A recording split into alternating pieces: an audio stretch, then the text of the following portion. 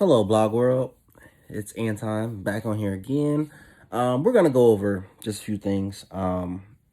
We touched on some points last week about Marxism.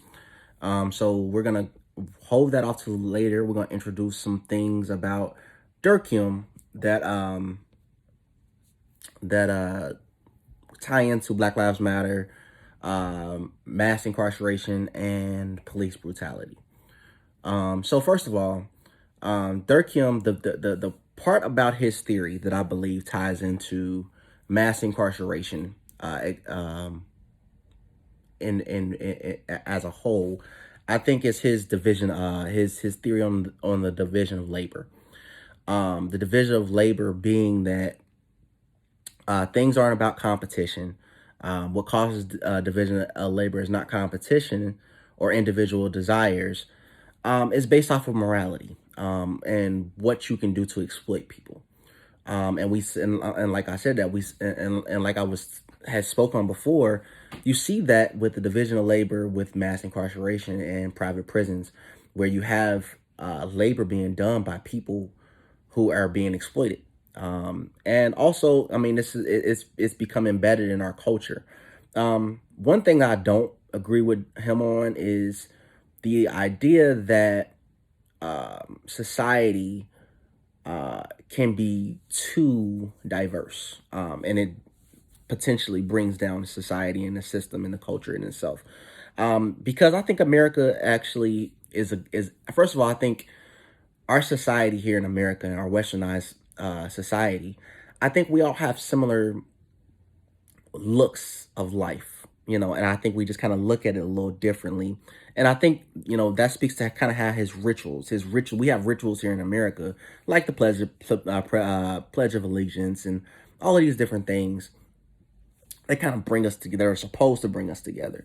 And I think that because we have all of those things and because we have social media and the world is shrinking so much, because of the internet, we're able to kind of speak to each other a little bit more and converse a little bit more.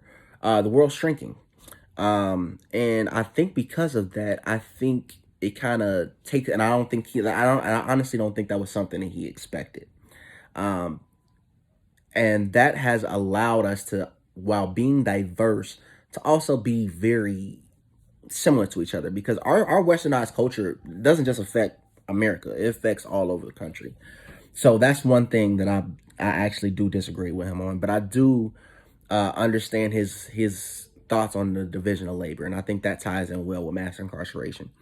Um, Obviously, last week I hinted at some of the things with Black Lives Matter and Marxism. It's Marxism is honestly one of the foundational pieces of Black Lives Matter. They totally believe in their founders are, like I said before in a previous video, their founders are actually Marxists. They actually have come out and said that they're trained Marxists, and they've gotten flack for that. And as I've learned some things about the Marxism and sociology, I can see somewhat why they may get flack, but ultimately I think people don't understand sociology very well. But another discussion. Um, but that's a foundational piece, and I think the reason why it's a foundational piece that they are Marxists is because that they do believe in the class system. They believe in the bourgeoisie and the proletariat. That there is an oppressed and there is a people in power, and there's always going to be, and there's in every society we've learned that there typically always is. And their idea of this is white people who are in power, oppressing black people. Which, I mean, there's definitely a case for that. Obviously, throughout our history in America, dating back to the terrible transformation. Um, as I spoke on before, I think with Karl Marx, I think that's what we get the biggest thing of, uh, is based off a class system. I mean, and then when you talk about mass incarceration again, it's about exploitation. And when you look at the fact that 37% of the population in prisons right now are African American, while African Americans only make up 13% of the population, of the total country's population. So how does that even work? How do we make up 37% of the criminal, excuse me, of the prison population, but somehow we're somehow we make but somehow we're such a small percent the uh of the population as a whole.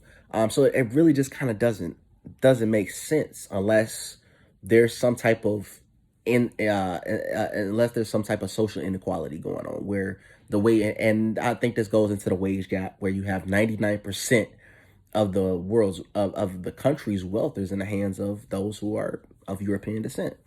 I mean, it's just the basis of where this country was founded.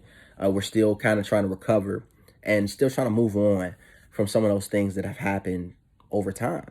Um, as far as police brutality, I think the we kind of look at there. I don't know if how much I can actually push police brutality into um, Marxism, only from the standpoint of um, only the one thing I can kind of push on that is the fact that with police brutality, you do have the fact that you have black people who have gotten to the point where they're pretty fed up with uh, the oppression and the killing of unarmed black people. Obviously, like I said, black people are 3 times more likely to be shot. So I think that's where you can kind of see where, you know, the a possible foundation of Marxism, where you sit up there and say people get fed up, and you start to see and you start to feel like maybe there may be a revolt, and ultimately, what Marx believed is that if things continue down this pattern that we're going down, that we've been going down for almost 400 years with, the oppression of people in general who are not, unfortunately, who are not white, that ultimately you are going to have, and especially with the class system, that you're going to have ultimately a revolution, and Marx had his revolutionary ways, and that's what scares people about Marxism is, the possibility of revolution, and it does sort of encourage it. But I don't think we're going to go that route. I think that ultimately the more people become educated, the more people become understanding of what is going on in our society, that ultimately, people of all races come together and to try to make our country as best as we can be. So that's my blog for today. Hopefully I gave a little bit more knowledge. I'm going to drop a few more statistics on my blog for people to see, for people to learn about. And we'll be back to you next week. Also, I hope everybody stays safe. I mean, we are living in the middle of a pandemic, and I really want everybody to stay as safe as they can be, while also enjoying yourself. I mean, our days are few on this earth, and you should make them as full as possible. So, peace and blessings.